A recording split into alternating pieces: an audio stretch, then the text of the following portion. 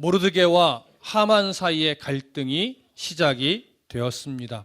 그러나 이 갈등은 이스라엘과 아말렉의 갈등이 되는 것이며 또한 하나님과 아말렉의 갈등이 되기도 합니다. 하만은 모르드게만 죽이는 것으로 합당하다 여기지 않고 모든 페르시아 제국 내의 모든 이스라엘 백성들을 다 죽이려고 계획을 했습니다. 따라서 이것은 개인적인 감정의 문제가 아니라 역사적으로 내려오고 있는 민족적인 갈등으로 인한 것임을 우리는 알 수 있었죠. 그러한 계획을 생각한 하만은 이제 구체적으로 유대인 말살 계획을 진행해 가게 됩니다. 오늘은 그 과정에서 생겨난 일들을 함께 살펴볼 겁니다. 자, 먼저 7절을 다 같이 읽겠습니다. 7절 시작. 아하수에로 왕 제12년 첫째 달 곧 니산월에 무리가 하만 앞에서 날과 달에 대하여 부루 곧 제비를 뽑아 12째 달 곧 아달월을 얻은지라. 자, 이스라엘과 아말렉의 긴장 관계가 이제 하만으로 인하여 시작이 됐는데, 이때가 어느 때라고 성경이 증언하냐면 아하수에로 왕이 통치를 시작한 지 12년째 되는 해에 일어난 일이라고 합니다. 우리가 저번 시간에도 확인을 했듯이 이때를 에스더가 왕후가 된 날로 기준으로 보면 대략 5년 정도가 지나갔을 무렵이죠. 그리고 이스라엘과 관련된 역사적인 아주 중요한 사건을 기준으로 설명드린다면 스룹바벨에 의해 1차 포로 귀환이 주전 537년에 일어났단 말이죠. 그때로부터 대략 60년 정도가 지나가고 있는 무렵입니다. 그리고 지금 이 하만과의 갈등 관계가 지나가면서 한 16년이 지나가면 또 어떤 사건이 일어나게 되냐면 학사 에스라에 의해 2차 포로 귀환이 시작이 돼요. 그렇기 때문에 지금 에스더와 관련된 성경의 사건들은 1차 포로 귀환과 2차 포로 귀환 사이에 지금 일어나는 일임을 우리가 여기서 확인할 수 있는 겁니다. 자, 이때 이제 하만이 이스라엘을 진멸하리라라고 마음을 먹은 다음에 먼저 뭘 하냐면 이제 점쟁이를 불러온 거예요. 그래서 자기가 뜻을 같이 하는 무리와 함께 뭘 하냐면 부르라고 하는 이 점을 치는 도구, 주사위 같이 생긴 돌이거든요. 그걸 던져서 이제 날짜를 결정을 한 거예요. 어떤 날짜일까요? 바로 이스라엘을 학살할 날짜를 결정을 한 거예요. 분명 아주 용하다고 하는 점쟁이를 불렀겠지요. 자, 그래서 이제 날짜를 받은 건데, 지금 이 이스라엘을 학살하려고 날짜를 정하는 요 때가 왕에게는 아직 전혀 아무런 말도 하기 전이에요. 그러니까 왕의 허락도 받기 전입니다. 그런데 먼저 뭘 한 거예요? 날짜부터 결정을 한 거예요. 자, 하만이 왜 왕에게 아직 말도 꺼내지 않았고 이스라엘 백성들을 죽이라고 허락도 받지 않았는데 날짜부터 받은 이유는 뭘까요? 하만은 나름대로 자신이 있었던 겁니다. 그리고 왕의 허락을 받아낼 자신이 있었던 거예요.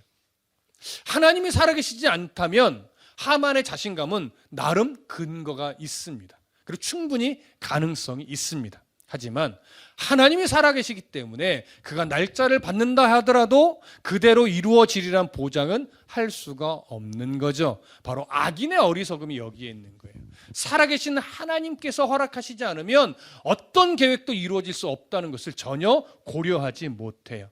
하만이 지금 그런 모습을 가지고 있는 겁니다. 자, 그렇다면 하만이 점쟁이를 통해서 이스라엘 학살을 위해 가장 좋은 날이 언제라고 지금 받았을까요? 성경은 아달월이라고 받았대요. 아달월이 언제냐면 12월이에요. 그럼 현재 제비를 뽑는 날은 니산월이라고 하죠. 이건 1월을 말하는 겁니다. 그러니까 이스라엘 백성들을 학살하는 날은 앞으로 몇 개월 정도 후가 되는 거예요. 대략 11개월 정도 후가 되는 겁니다. 정확한 날짜는 13절에 보면 12월 13일로 이미 결정이 되었어요. 자, 이렇게 해서 날짜를 먼저 받은 하만은 이제 왕에게 찾아가서 드디어 간교한 계략을 꾸미기 시작을 합니다. 자, 8절 볼까요? 함께 읽습니다. 8절 시작. 하만이 아하수에로 왕에게 아뢰되 한 민족이 왕의 나라 각 지방 백성 중에 흩어져 거하는데 그 법률이 만민의 것과 달라서 왕의 법률을 지키지 아니하오니 용납하는 것이 왕에게 무익하니이다. 자, 이 구절은요, 이제 하만이 이스라엘을 학살하기 위해서 왕의 허락을 받기 위해 아주 교묘하게 유대인을 학살하도록 꾸미는 거거든요. 근데 지금 하만은 이스라엘 백성이라는 말을 하지 않아요. 그냥 어떤 한 민족이 페르시아 제국 내에 흩어져 살아가고 있는데 왕이 제국을 다스리는 그 기준을 그들이 따르지 않고 곳곳에서 사회에 무리를 일으키며 왕에게 아주 무익하게 행동하고 있습니다. 이렇게 말하는 거예요.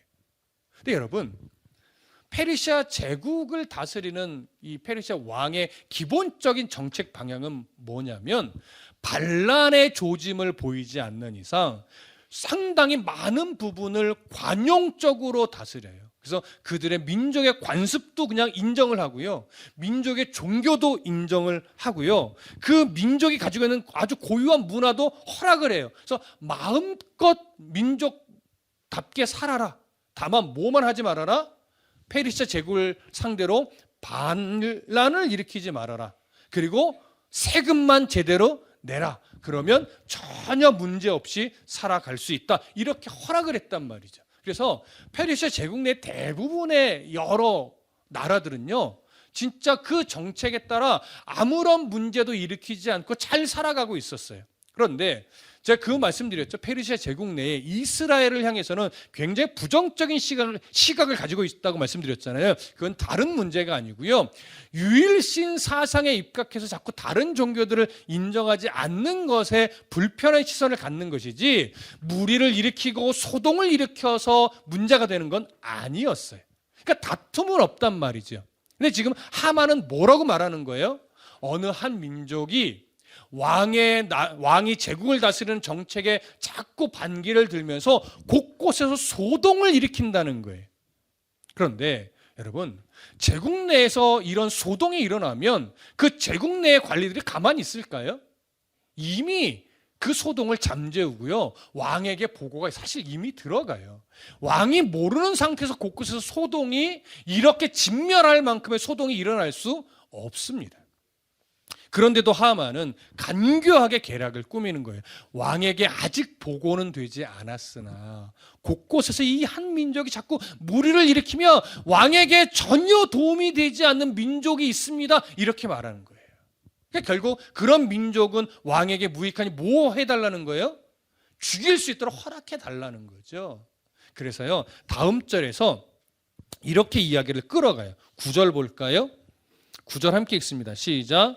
왕이 옳게 여기시거든 조소를 내려 그들을 진멸하소서. 내가 은 1만 달란트를 왕의 일을 맡은 자의 손에 맡겨 왕의 금고에 드리리이다. 자, 왕이 옳게 여기시거든 어떻게 해달래요?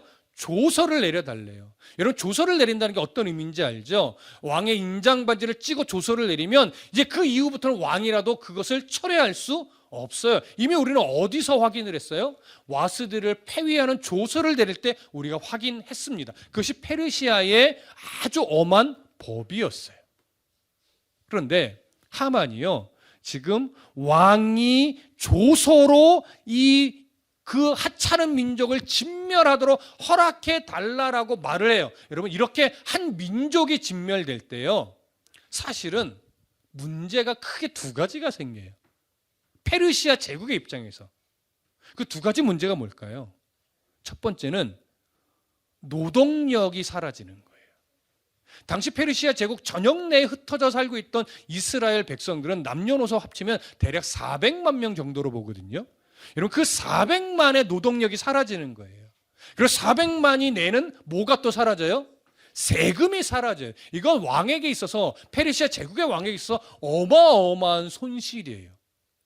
근데 이 하만이 얼마나 간교한 사람이냐면 어느 민족인지 말하지 않으니까 민족의 숫자를 아직 헤아리기 전이죠.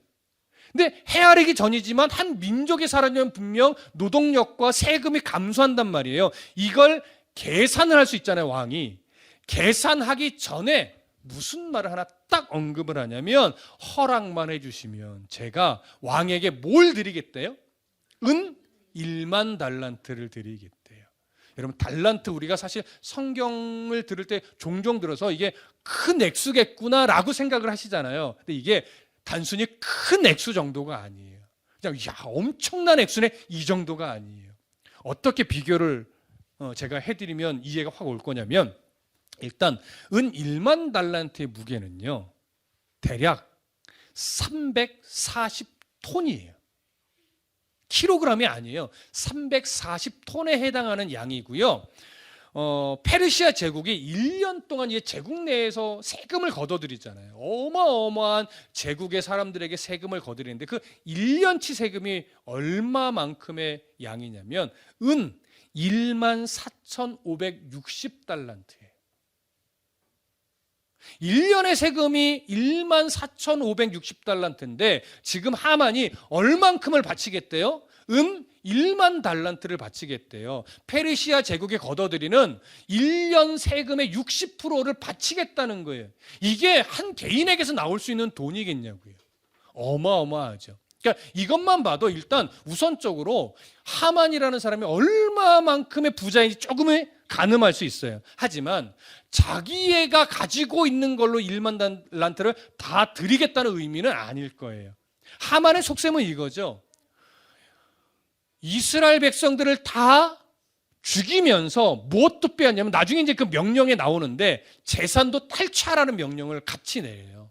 그러면 그 재산을 탈취하면 어마어마한 재산을 거둬들일 수 있겠죠. 그것으로 충분히 1만 달란트를 채울 수 있거나 아니면 조금 부족하거나 아니면 그만큼 1만 달란트를 드리고도 남을 거라는 계산을 하만이 이미 한 것으로 보고 있어요. 이해되시죠? 그렇게 해서 왕이 뭔가 노동력이 없어지고 세금이 안 거치면 어떻게 이건 손해인데 이러한 판단을 하기 전에 먼저 은 1만 달란트를 드릴 테니까 허락해 달라는 거예요. 여러분, 이 아하수에로 왕은요 재물에 약한 사람이에요. 그리고 재물이 눈앞에 보이면 사리 분별을 별로 안 하는 사람이에요. 그러니까 은 1만 달란트라는 말을 딱 듣고 나서 이거 괜찮은 장사인데 이렇게 생각을 했을 겁니다. 자, 그래서 다음 절에 어떻게 반응하는가 좀 볼게요. 10절, 11절 함께 읽습니다. 시작.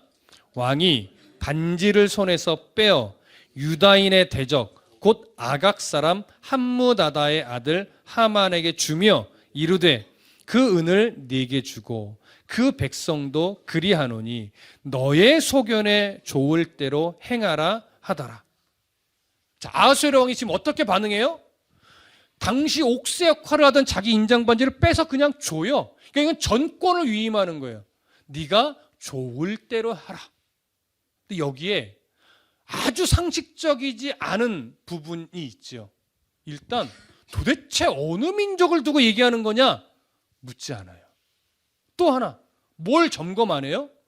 정말 그런 사회를 소동케 하는 그런 불협화음적인 일을 정말 했는가? 이것에 대한 점검이 없어요. 그냥 은 1만 달란트를 바치겠다는 말을 듣고 나서 바로 인장반지를 빼서 주는 거예요. 어떤 민족이든 상관없다. 네가 좋을 대로 해라. 여기서 정확하게 아하수에로 왕이 어떤 성향의 사람인지 나타나는 거예요. 그런 재물에 너무 약한 인물이고요. 또 한 민족쯤 죽이는 거, 여러분 이거 사실 사륙이잖아요. 400만 명을 죽이는 거라고요. 남녀노소. 근데 이러한 한 민족을 죽이는 거 서슴지 않던, 어떻게 보면 굉장히 잔인한 사람이기도 한 거예요. 자, 그런데 한 가지 더 우리가 확인하실 것은 11절에 이런 표현을 해요. 이르되 그 은을 네게 주고, 이거 하만에게 준다는 얘기예요. 은을 안 받겠다는 의미예요. 그냥 문자적으로만 보면. 그리고 그 백성도 그리하노니 너의 소견에 좋을 대로 행하라 하더라.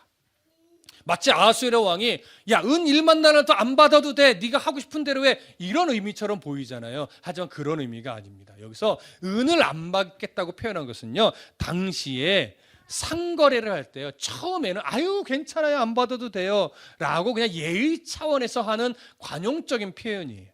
그러니까 이 말을 믿고 은을 안 바쳤다가는 하만이 어떻게 될까요? 죽임을 당하죠. 이건 안 받겠다는 의미가 아니라 사실은 거꾸로 받겠단 말이에요.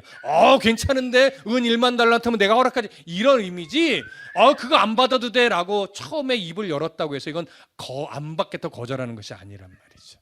그래서 나중에 보면 4장에 가보면 하만이 바치겠다는 의미 얼만큼 액수인가를 한 번 더 정확하게 짚어주는 내용이 나와요. 이것만 봐도 아하수에로 왕은 그 1만 달란트를 현재 탐내고 있음을 알 수가 있습니다. 그렇게 해서 왕은 어떤 상황도 전혀 점검하지 않고 어떤 민족인지도 묻지 않고 은 1만 달란트에 그 민족을 학살하라고 허락을 해 주었습니다. 이해되셨죠? 자, 이제 어떻게 본문이 진행되는가 볼게요. 12절부터 15절까지 또 다시 함께 읽겠습니다. 15절부터 12절 함께 읽습니다. 시작. 첫째 달 13일에 왕의 서기관이 소집되어 하만의 명령을 따라 왕의 대신과 각 지방의 관리와 각 민족의 관원에게 아하수에로 왕의 이름으로 조서를 쓰되 곧 각 지방의 문자와 각 민족의 언어로 쓰고 왕의 반지로 인치니라. 이에 그 조서를 역졸에게 맡겨 왕의 각 지방에 보내니 12째 달 곧 아달월 13일 하루 동안에 모든 유다인을 젊은이, 늙은이, 어린이, 여인들을 막론하고 죽이고 도륙하고 진멸하고 또 그 재산을 탈취하라 하였고, 이 명령을 각 지방에 전하기 위하여 조서의 초본을 모든 민족에게 선포하여 그 날을 위하여 준비하게 하라 하였더라. 역졸이 왕의 명령을 받들어 급히 나가매 그 조서가 도성 수산에도 반포되니 왕은 하만과 함께 앉아 마시되 수산성은 어지럽더라. 자, 왕의 전권을 위임받은 하만은 먼저 자신이 조서를 씁니다. 어떤 명령을 왕의 이름으로 내릴지 자신이 정리한 거예요. 우리는 그 내용을 13절에서 봤죠. 12째 달 아달월 13일, 12월 13일에 이 하루 동안 모든 유다인을 젊은이, 늙은이, 어린이, 여인들을 막론하고 모두 죽이고 도륙하고 진멸하고 재산까지 뺏어라. 이런 내용을 담은 조서를 쓴 거예요. 일단 페르시아 언어로 썼겠죠. 그리고 나서 서기관들을 다 불러서 각 민족의 언어로 또 다시 번역하여 쓰게 한 거예요. 그래서 이 왕의 인장 반지를 다 찍어서 이제 역졸들을 통해 각 제국으로 다 보내게 되는 거죠. 당시 페르시아 제국은요, 한 20km에서부터 40km마다 역졸과 말들을 여러 명씩 대기시키고 있었대요. 그러니까 굉장히 빠른 속도로 그 광활한 제국으로 퍼져나가는데 한 90일 정도면 충분히 다 전달이 됐대요. 그럼 한번 생각해 보십시오. 하만이 조서의 초본을 만들고 각 나라 말로 번역을 할 때 분명 모르드게도 그 자리에 있었겠죠. 모르드게는 어느 나라 말로 번역을 했을까요? 히브리 말로 번역을 했겠죠. 그러니 가장 먼저 이 말도 안 되는 조서의 내용을 모르드게가 접했을 거예요. 그리고 울며 히브리 말로 썼겠죠. 얼마나 가슴이 터졌을까요? 그렇게 가슴을 끌어안고 쓴 다음 그는 한없이 울었을 겁니다. 그의 눈물과 그의 통곡은 이제 다음 장에서 등장을 할 것이고요. 이렇게 해서 역졸들을 통해 이제 보내게 되는데 12월 13일 하루 동안에 이스라엘 민족을 남녀노소 할 것 없이 진멸하고 도륙하고 죽이고 재산을 빼앗는, 사실 이 일은요, 하만이 자기 머릿속에서 그냥 나온 것이 아니고 어떤 역사 속의 한 사건을 모티브로 해서 만든 거예요. 제가 서론 때 그런 말씀 드렸어요. 이 역사 속에 있었던 사건을 하나 말씀드리면서 이걸 좀 기억해 두십시오. 하만과 관련해서 이 일이 나옵니다 라고 말씀드렸어요. 그게 뭘까요? 페르시아의 두 번째 왕의 이름이 누구죠? 캄비세스예요.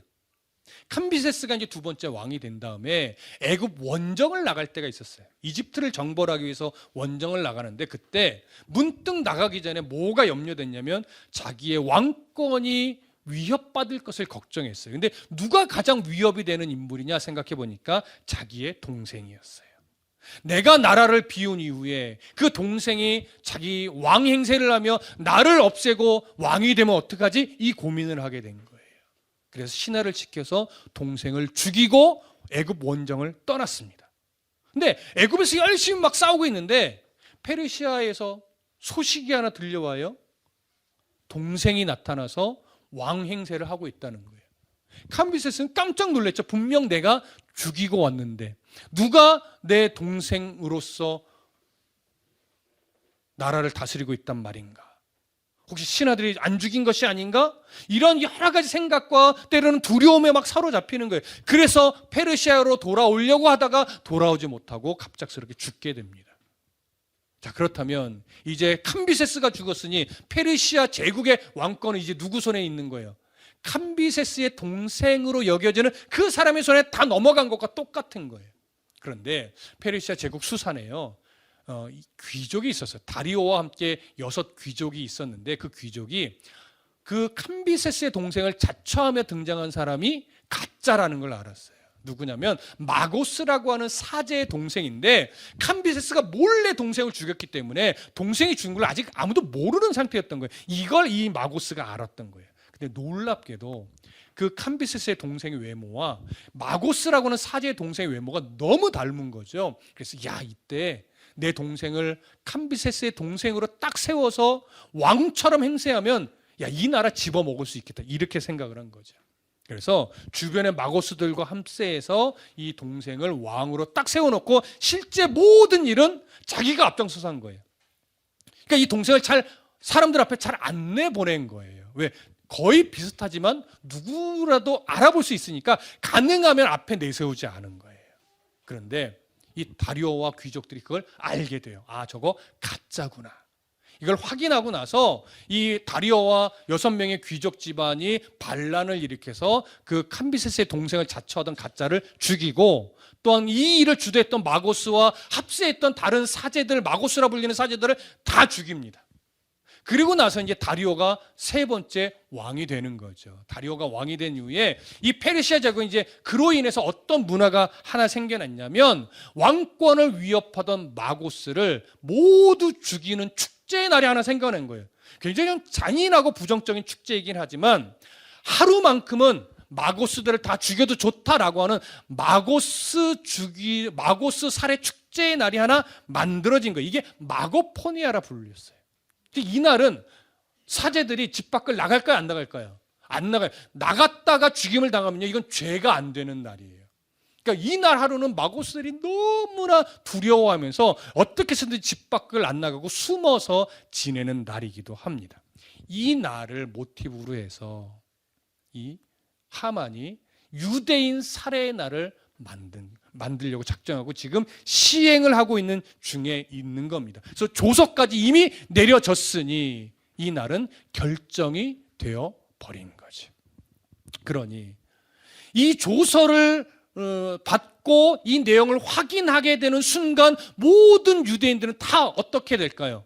공포에 사로잡히고 두려움에 떨게 될 수밖에 없고 앞으로 11개월 후면 우리는 다 죽는구나. 도대체 어떻게 해야 하는가? 마치 사형의 날을 기다리는 사형수처럼 벌벌벌벌 떨며 어디 도망갈 수도 없고 그렇다고 가만히 있을 수도 없고 도대체 어떻게 할 수 없어서 그저 통곡만 하게 되는 이런 날이 찾아오는 거죠. 근데 가장 먼저 어디에 있던 사람들이 먼저 알았을까요? 수산성의 사람들이 먼저 알았겠죠. 모르드게로 인하여서 또 수산에 가장 먼저 반포되면서 수산에 있는 모든 유대인들이 통곡하며 공포에 사로잡혀 버립니다. 근데 반면 이 조서가 반포되자마자 아수르의 왕과 하만은 술잔치를 벌리죠. 우리에겐 축제다 이렇게 됐는데 유대인들은 이제 공포에 사로잡혀서 두려워 떨게 됩니다. 여러분, 우리가 만일 당시 유대인이고 우리가 이 조서의 내용을 확인했다면 우리는 두렵지 않을 수 있을까요? 우리도 두렵겠죠. 우리도 공포에 사로잡히겠죠. 우리도 어찌할 바 몰라서 그저 울 수밖에 없겠지요. 그러나 여러분, 이런 상황을 마주했을 때 당연히 두렵고 당연히 공포에 사로잡힐 수밖에 없는 건 맞지만, 그럼에도 불구하고 우리가 하나님을 믿고 하나님이 살아계신 전능하신 분이라는 걸 우리가 인정한다면 우리는 이 순간 다시금 냉정해질 필요가 있겠죠. 우리가 다시금 냉정하여서 바라봐야 할 건 뭘까요? 바로 하나님이 살아계신 전능한 분이라는 사실이에요. 그래서 악인도 또 하나님의 백성도 뭔가 계획하는 건 사람이 하지만 그 계획이 이루어지도록 또는 그 계획이 이루어지지 않도록 섭리하시는 건 누구의 역할이라는 거예요? 하나님의 역할이라는 거예요. 이게 바로 우리가 다시금 냉정하게 바라봐야 되는 신앙의 내용인 거예요. 당연히 무서울 수밖에 없고 당연히 공포에 사로잡힐 수밖에 없는 상황임에는 분명하지만, 그 상황에 매여서 그저 계속해서 공포스러움만 가지고 절망의 늪에 빠져서 살아간다면 그건 하나님의 백성답지 않은 거예요. 두려워할 필요 없습니다를 말하는 것이 아니에요. 두려워하는 게 당연하다는 거예요. 공포스러울 수밖에 없다는 거예요. 절망에 사로잡힐 수밖에 없는 게 맞다는 거예요. 하지만 그 속에서 헤어나지 못하는 건 그리스도인답지 못한 거예요. 그 절망의 늪에 빠져 있을 때 다시금 우리의 신앙이 냉정함을 찾아야 하는 이유는 하나님이 살아계시기 때문이라는 거죠. 그 하나님을 믿지 못한다면, 그 하나님을 바라보지 못한다면 우리의 신앙은 정말 가짜죠. 하지만 연약해서 두려움에 빠질 수도 있고, 연약해서 무서울 수도 있고, 연약해서 절망의 늪에 빠져서 힘겨워질 수 있는 건 맞지만, 다시금 그 상황 속에서 냉정하게 바라봐야 되는 건 살아계신 하나님이라는 사실이에요. 하나님은 살아계십니다. 여러분, 그 살아계신 하나님이 바로 어떤 악인의 계획도 물리칠 수 있는 하나님이시고, 그 하나님은요, 우리가 절망의 늪에 빠져 있을지라도 우리를 건져 올릴 수 있는 능력의 하나님임을 우리는 다시금 바라보셔야 됩니다. 악인의 계획이 숲으로 돌아갈 수 있어요. 얼마든지 하나님이 섭리하시면 이 모든 상황은 다시금 역전될 수 있어요. 그래서 역전의 하나님이란 표현을 그래서 우리가 하는 겁니다. 그렇기 때문에 이런 상황을 딱 마주하면 먼저 냉정하게 바라봐야 될 것은 뭐냐면, 하나님은 살아계시다. 그리고 또 하나, 나는 정말 하나님 앞에서 지금 올바르게 살아가고 있는가. 그리고 또 하나, 내가 지금 다시금 점검하여 회복할 것은 무엇인가, 버려야 할 것은 무엇인가, 다시 세워야 할 것은 무엇인가, 이걸 점검해야지 냉정하게 판단을 하는 겁니다. 그냥 생각만 하라는 것이 아니에요. 이 절망의 늪에서 살아계신 하나님을 냉정하게 바라보고 내 신앙의 지금 상태를 점검하면서 뭘 바꿔야 하고 뭘 붙잡아야 하고 다시금 어떻게 내 신앙을 돌이켜야 하는가, 이걸 해내지 않으면 살아계신 하나님의 능력을 내가 경험할 수 없다고요. 여러분, 주중에 제가 존경하는 목사님의 설교를 잠깐 들었는데요, 그분이 이런 말씀을 하시는데 제 가슴을 쳤어요. 무슨 말이냐면, 성령의 능력을 경험하길 원하십니까? 라고 물으시는 거예요. 모든 성도가 성령의 능력을 당연히 경험하며 살아가기를 원하죠. 그래서 이렇게 말씀을 이어가시는 거예요. 성령의 그 강력한 능력을 경험하길 원한다면 성령의 능력을 경험할 수 있는 삶을 사십시오, 이렇게 말하는 거예요. 이건 무슨 말이에요? 성령의 능력을 경험하길 원한다면 성령의 능력을 경험할 수 있도록 그 자리로 나아가라는 거예요. 도전을 하기도 하고 믿음으로 견뎌내기도 하고 또 두려움을 이겨내고 무엇인가를 해야 한다면 그 행하는 자리로 가보라는 거예요. 그래야 성령의 능력을 경험하는 것이지, 그냥 내 자리에 안주하고 아무것도 안 하려고 하고 아무것도 헌신하지 하려고 하는 마음도 안 갖는다면 그냥 주저앉아 있는 자리에서는 성령의 능력을 경험할 수 없다는 거예요. 그러니까 성령의 능력을 경험하길 원하면 성령의 능력을 경험할 수 있는 자리로 나아가보라는 거예요. 주저앉아 있지 말고. 그래야 성령의 능력을 경험하지, 말로만 성령의 능력을 경험하기 원해요 라고 해서 성령의 능력이 경험되는 것이 아니다라고 하는 거죠. 그러니까 지금 이스라엘 백성들이 모르드게를 포함해서 이들이 이 앞으로 11개월 후에 불어닥칠 그 사륙의 날을 두려워하게 되는데 두려워하기만 해서는 안 된다는 거죠. 모르드게도 두려워하고만 있지 않았잖아요. 재를 뒤집어 쓰고 베옷을 입고 통곡을 하며 이 페르시아 제국의 대궐 문화까지 나간단 말이에요. 그럼 또 에스더를 만나서 강력하게 요구한다고요. 네가 왕후가 된 게 이 날을 위해서 하나님이 허락하신 것이 아니겠느냐 라고 하면서 에스더에게도 요청을 해요. 에스더가 담대하게 죽으면 죽으리라는 고백을 하며 왕 앞에 나아가죠. 여러분, 이런 모든 과정이 뭐예요? 성령의 능력을 경험하기 위해서 하나님이 원하시는 자리로 담대하게 나아가는 용기를 내는 거예요. 그래야 성령의 능력을 경험하죠. 가만히 앉아 있으면, 그냥 안주해 있으면, 주저앉아 있으면 어떻게 성령의 능력을 경험하겠냐고요. 무슨 말씀 이해되시죠? 야고보서 4장 15절과 16절에 보면 야고보가 이렇게 말합니다. 너희가 도리어 말하기를 주의 뜻이면 우리가 살기도 하고 이것이나 저것을 하리라 할 것이거늘 이제도 허탄한 자랑을 하니 그러한 자랑은 다 악한 것이라. 이게 무슨 말이에요? 그리스도인들, 하나님의 백성들은요, 어떤 삶을 살아가든지 다 주의 은혜로 살아가고 있다는 거예요. 근데 이 주의 은혜로 살아가고 있다고 하는 이 사실을 내가 종종 잊어버리고 내가 주의 은혜로 이루어진 것까지도 내가 잘해서 그런 것이냐 자랑을 한다는 거죠. 이게 허탄한 자랑이에요. 근데 허탄한 자랑은요, 이렇게 드러내는 것뿐만이 아니고 하나님을 신뢰하지 못하고 절망의 늪에 빠져서 헤어나지 못하고 있는 것, 이것도 교만이라는 거예요. 그러니까 드러내서 자랑하는 것뿐만이 아니라 하나님을 신뢰하지 못하고 절망 속에 빠져서 허우적대기만 하는 것도, 이것도 허탄한 자랑의 하나의 모습인 거예요. 이것도 다 교만인 거예요. 여러분, 무슨 말씀 이해되시죠? 빌립보서 2장 16절에 가보면 바울이 이렇게 말합니다. 생명의 말씀을 밝혀 나의 다름질이 헛되지 아니하고 수고도 헛되지 아니하므로 그리스도의 날에 내가 자랑할 것이 있게 하려 함이라. 그리스도인은요, 마지막 때 그리스도 앞에서 자랑할 것이 있어야 된대요. 그럼 여러분, 우리가 마지막 때 그리스도 앞에서 자랑할 수 있는 게 뭘까요? 여기서 오해하지 말으셔야 될 것이 뭐냐면, 내가 자랑할 것이 있게 해야 된다니까 내가 뭔가를 하나님 앞에서 해서 업적을 만들어서 하나님, 예수님, 내가 이런 것을 하며 하나님 앞에서 살았습니다라고 뭔가 드러내 보일 것이 많아야 될 것이라고 여길 수 있어요. 그러나 그런 걸 말하는 것이 아니에요. 빌립보서 2장 17절과 18절에 보면 이렇게 말해요. 만일 너희 믿음의 제물과 섬김 위에 내가 나를 전제로 드릴지라도 나는 기뻐하고 너희 무리와 함께 기뻐하리니 이와 같이 너희도 나와 함께 기뻐하라. 이건 무슨 말이냐면요, 내가 너희를 통해서 기뻐하길 원하는 것은 너희들의 삶이 마치 제물처럼 드려졌던 그 삶의 흔적들이야, 이걸 말하는 거예요.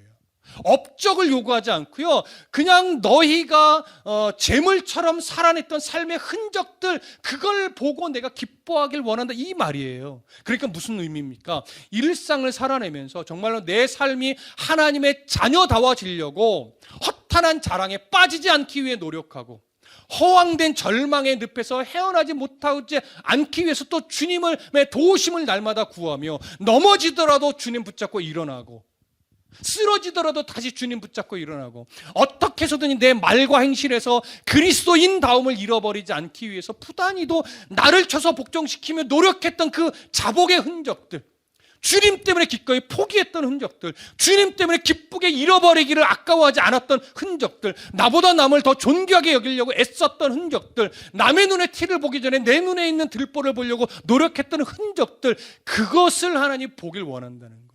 그게 하나님이 기뻐하시고 기쁘게 바라보고 싶은 내용들인 거죠. 여러분 잘 들으세요. 이게 우리의 자랑이 되어야 해요. 그런데 우리의 자랑이라고 하니까 지금 마치 하나님 내가 이렇게 살았어요라고 내가 말하는 것처럼 여겨지잖아요. 그것이 아니고요. 이게 우리의 자랑이라는 것은 어떤 의미냐면, 우리는 하나님 앞에 너무나 부끄럽게 딱 섰는데, 너무나 하나님 앞에 내어드릴 것이 없고 말할 거리가 없어서 너무나 부끄럽게 마지막에 주님 앞에 딱 섰는데요, 주님이 이렇게 말해주는 거예요.